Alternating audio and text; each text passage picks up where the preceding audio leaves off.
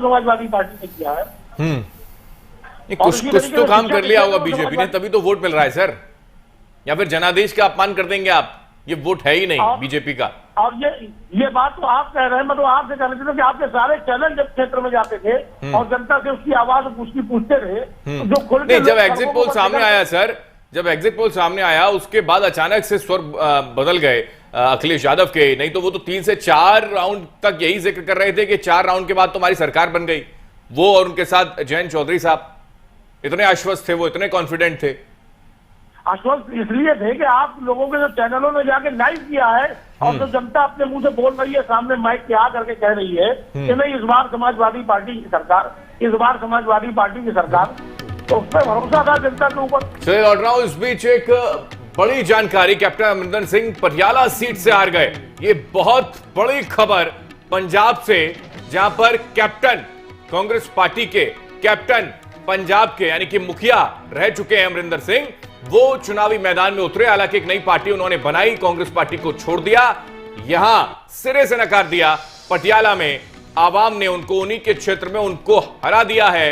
ये बड़ी खबर अमरिंदर सिंह को लेकर 19,797 वोटों से हारे हैं कैप्टन अमरिंदर सिंह। इस वक्त की बड़ी खबर हम आपको बता रहे हैं, पटियाला सीट से कैप्टन अमरिंदर सिंह हार गए हैं क्योंकि बीजेपी के साथ मंच पर थे।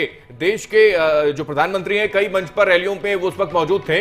लेकिन फिलहाल ये एक तस्वीर और दिखा रहे हैं हम आपको, फिरोजपुर की तस्वीरें हैं जहां पर झाड़ू लगाते हुए तमाम कार्यकर्ता आम आदमी पार्टी के और जश्न मना रहे हैं, डांस कर रहे हैं और मस्ती करते हुए नजर आ रहे हैं। सुनिए।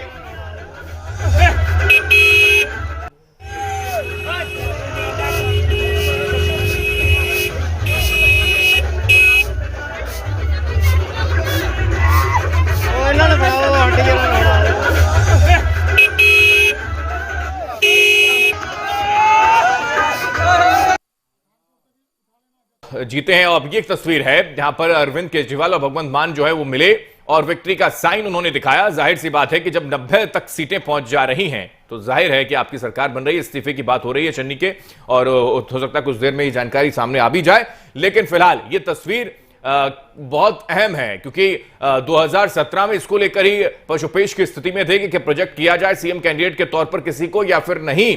लेकिन अब इस बार 2022 में चांस लिया अरविंद केजरीवाल ने और भगवंत मान के नाम पर मोहर लग गई।